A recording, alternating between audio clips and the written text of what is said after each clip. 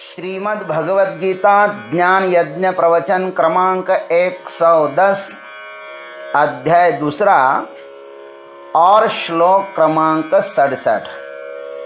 ओम त्र्यंबकं यजामहे सुगंधिं पुष्टिवर्धनम् उर्वारुकमिव बन्धनान् मृत्योर्मुक्षीयमामृतात् समस्त जन कल्याण निरतं करुणामयम् नमामि चिन्मयं देवं सद्गुरुं ब्रह्मविद्वरं वसुदेवसुतं देवं कंसचानूरमर्दनं देवकी परमानन्दं कृष्णं वन्दे जगद्गुरुम्। ओम तत्सत। इंद्रिय विजयी युक्त पुरुष को तो सुख शांति और स्थित प्रज्ञ अवस्था प्राप्त होती ही है, किंतु जो अयुक्त पुरुष है उसकी आत्म विषयक बुद्धि क्यों नहीं होती, उसका एक और भी कारण भगवान बताते हैं। आइए उनकी भाषा में सुनते हैं। इंद्रियाणाम हि चरताम यन्मनो नो विधीयते तदस्य हरति प्रज्ञाम वायुर्नावमिवाम्भसि। अन्वयार्थ।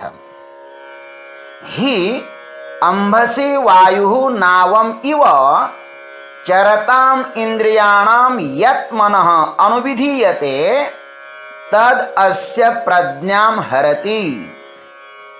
भगवान कहते हैं कि हे अर्जुन, जैसे जल में चलने वाली नैया को वायु हरण कर लेती हैं, ठीक वैसे ही अपने अपने विषयों में विचरती हुई इंद्रियों में से मन जिस इंद्रिय के साथ रहता है वह एक ही इंद्रिय इस अयुक्त पुरुष की बुद्धि को हर लेता है। देखो कितनी सुंदर बात भगवान ने कही है। आइए इस पर हम यथामति विचार करते हैं। यहां पर जो ही शब्द आया है वह हमें यह दर्शाता है कि जो अयुक्त है वह समाहित चित्त क्यों नहीं होता, उसके पास अशांति क्यों आती है, वह इस परम सुख से क्यों वंचित रहता है। उसका एक कारण यहां पर और स्पष्ट करते हैं। चरताम इंद्रियाणाम यत् मनः अनुविधीयते। यह निश्चित ही है कि यहां पर जिसकी चर्चा चल रही है वह एक परमार्थ पथ का साधक है। विषयी लोगों का वर्णन गीता जी में नहीं है। जो साधक है उसकी चर्चा चल रही है। और यहां पर नौका का दृष्टांत इस बात का प्रमाण है। नाव पर आदमी बैठता ही तब जब उसको नदी पार करनी होती है।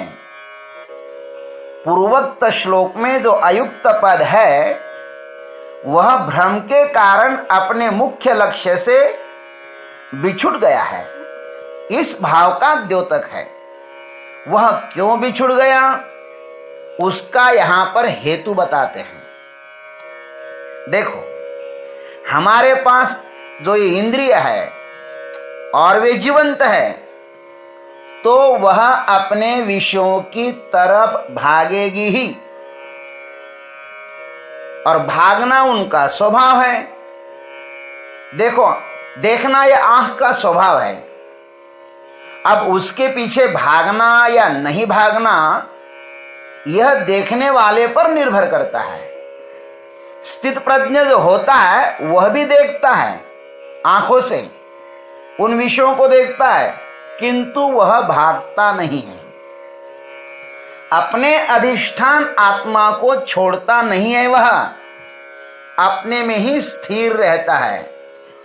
किंतु जो असमाहित है अपने में रुका ही नहीं है, उसका मन सदा ही विषयों की यात्रा पर ही रहता है, विषयारण्य में ही वह दौड़ता रहता है।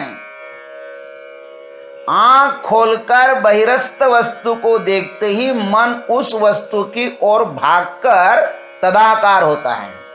यहां तक तो ठीक है, किंतु उसे भीतर लाकर उसमें अनेक प्रकार की सुंदरता स्थापित कर और बुद्धि को विश्वास में लेकर रात दिन उसका ही चिंतन कर इस जीवात्मा को अपनी प्राप्ति के लिए, उन विषयों की प्राप्ति के लिए इतस्ततः दौड़ाता है ये मन। और यह बेचारा असमाहित जीव अपने सामर्थ्य को भूलकर मनीराम का दास होकर उस वस्तु के प्राप्ति में जुड़ जाता है। मन का कार्य है इच्छा करना और असमाहित मनुष्य का काम है उसकी प्राप्ति के लिए दौड़ना। बहिरस्थ वस्तुओं को प्राप्त करना आसान नहीं है, अनेक प्रकार के अवरोध होते हैं उसमें। फिर से उस पूर्वोक्त पतन का क्रम प्रारंभ हो जाता है। ध्यायतु विषयान् पुंसः संगस्तेषु उपजायते, संगात् संजायते कामः, कामात् क्रोधोऽभिजायते, क्रोधो भवति सम्मोहः, सम्मोहात् स्मृति विभ्रम, स्मृति भ्रंशात् बुद्धिनाशः और बुद्धिनाशात् प्रणश्यति। मन विक्षिप्त होकर जीवात्मा को विषयों की आंधी तूफान में, झंझावात में फंसाता है। यह जीवात्मा न पीछे लौट सकता है और न आगे बढ़ सकता है। इसको पीछे का कोई छोर नहीं दिखता और आगे का कोई अंत नहीं लगता। उस आंतरिक तूफान में फंसे जीव की स्थिति भगवान यहां पर नौका का दृष्टांत देकर स्पष्ट करते हैं। तद अस्य प्रज्ञाम हरति अंभसी वायु नावम इव। स्वयं का नियंत्रण छोड़ने से उस प्रज्ञा का ये इंद्रिया, मन, विषय हरण करते हैं।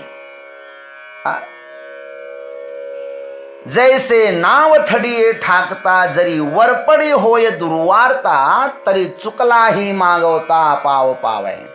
माऊली ने इसका वर्णन किया। स्वयं के समीप किनारे के अत्यंत नजदीक होते हुए भी तूफान जैसे नाव को मझधार में ले जाता है और उस पर स्थित यात्री को अनेक प्रकार की आपत्ति में डाल देता है, ठीक वैसे ही इंद्रियां इस साधक को अपने से दूर ले जाकर मात्र अनेक प्रकार से पीड़ित करती रहती है। नौका का दृष्टांत देकर भगवान श्री कृष्ण ने एक हमारे लिए सुंदर दृश्य प्रस्तुत किया है। यह भवसागर ही समुद्र है। उससे पार होने के लिए यह मनुष्य शरीर नाव है। यह जीव जन्मों जन्मों का यात्री है।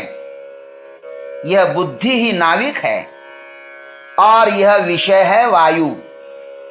यह जीव अनेक जन्मों से उस परमात्मा प्राप्ति की यात्रा कर रहा है और यह अपने घर में आने के लिए आतुर है, अतः दौड़ रहा है दिन रात।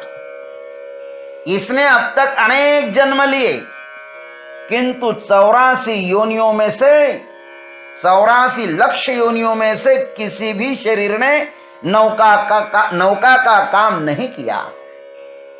लेकिन यह मानव काया किनारे पहुंचने के लिए नौका के रूप में सहायक हो सकती है। इसकी शास्त्र ने बड़ी प्रशंसा की है। बड़े भाग मानुष तन पावा, सुर दुर्लभ सब ग्रंथ निगावा, दुर्लभो मानुषो देहो देहिनाम क्षणभंगुरः, तत्रापि दुर्लभम मन्ये वैकुंठम प्रिय दर्शनम, दुर्लभम त्रयमेव तद्दैवानुग्रह कारकम इत्यादि इत्यादि।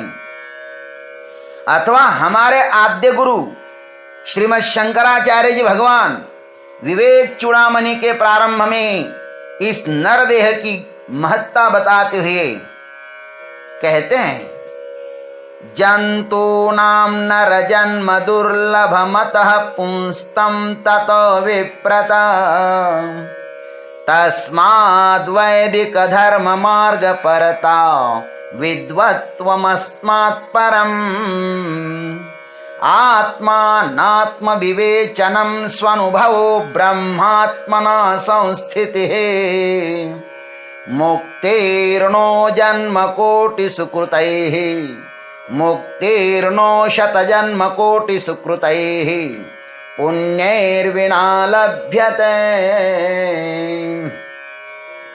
जीवों को सर्वप्रथम तो नर योनियों में जन्म मिलना ही दुर्लभ है मेरे भाई।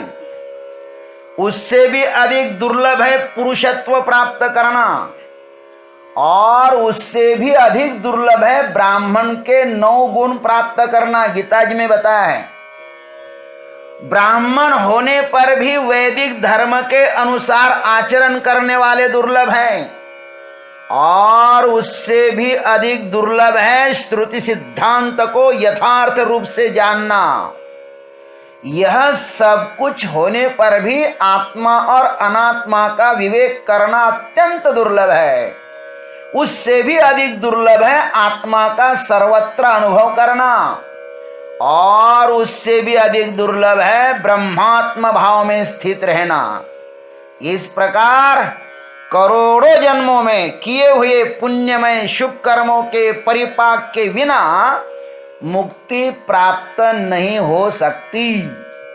ऐसे देव दुर्लभ संधि को पाकर भी जो उसका लाभ नहीं उठाता, ऐसे अभागी पुरुष की भाष्यकार महान निंदा करते हैं। लब्ध्वा कथंचित नर जन्म दुर्लभम तत्रापि पुंस्त्वं श्रुति पारदर्शनम यस्त्वात्ममुक्तौ नयते तमूढ़धिः सह्यात्मः स्वं विनिहन्त सद्गृहात्। किसी प्रकार यह दुर्लभ मनुष्य जन्म और उससे भी पुरुष शरीर को पाकर, और उससे भी जिसमें श्रुति के सिद्धांत का ज्ञान होता है, ऐसे पुरुषत्व को पाकर जो मूढ़ बुद्धि अपने आत्मा की मुक्ति के लिए प्रयत्न ही नहीं करता, वह निश्चय ही आत्महत्यारा है, ऐसा ही कहा जाएगा। वह असत वस्तुओं में आस्था रखकर स्वयं को नष्ट कर रहा है। भगवान श्री कृष्ण कहते कि हे अर्जुन, तुम भाग्यवान हो कि तुम्हें यह बुद्धि मिली है। तुम्हें परमात्मा को जानने की इच्छा हुई है। यह बुद्धि ही शरीर रूपी नौका को सर्वोत्तम सारथी है। कठश्रुति ने कहा है, आत्मानं रथनम विद्धि शरीरम रथमेव तु बुद्धिं तु सारथिं विद्धि मनः प्रग्रहमेव च इंद्रियाणि हयानाहु विषयास्तेषु गोचरान् आत्मेन्द्रिय मनोयुक्तम भोक्तेत्याहुर मनीषिणः। कर्मफल भोक्ता इस जीवात्मा को तो रथ का स्वामी जानो अर्जुन, और इस शरीर को ही रथ समझो, तथा बुद्धि को सारथी समझो, रथ चलाने वाला। जैसा अब मैं तुम्हारा सारथी हूं ना, देखो तुम जैसे कहते हो वैसे मैं कर रहा हूं कि नहीं। और मन को ही लगाम समझो। विवेकी पुरुष कहते हैं कि इंद्रियां घोड़े हैं, घोड़े, और शब्दादि विषयों को उन घोड़ों के विचरण का मार्ग बतलाते हैं विद्वान लोग, तथा शरीर, इंद्रिय, मन, इन सबके साथ रहने वाला जीवात्मा ही भोगता है, ऐसा वे कहते हैं। यह बुद्धि ही रथी को किनारे लगाने वाली है अर्जुन। इसका उत्थान परमात्मा है और इसका अधोगमन नरक है। जीवात्मा को चाहिए कि वह अपने सारथी को यथा योग्य मार्गदर्शन करें। यह डुबो भी सकती है और मुक्त भी कर सकती है। विषयों की आंधी में फंस जाए तो भी इससे बचने का मार्ग ढूंढ लेना चाहिए। जैसे तुम फंस गए थे ना मोह सागर में, मैं तुम्हें बचाने के लिए आया हूं कि नहीं। कैवर्तक केशव, विषयों के साथ न लड़कर उसका दृष्टा बनो, उनकी उपेक्षा कर दो, फिर वे विषय सहायक भी हो सकते हैं। विषय शक्ति को परमात्मा शक्ति बना दो। स्थित प्रज्ञ विषयों को परमात्मा का स्वरूप जानकर उसमें आनंद के साथ विचरण करता है। स्थित प्रज्ञ कैसे विचरण करता है? तो हे मेरे प्यारे अर्जुन, इस प्रकार विचरण करता है। ओम तत्सत। जय गुरुदेव, जय जगदीश्वर, जय जय महाकाल।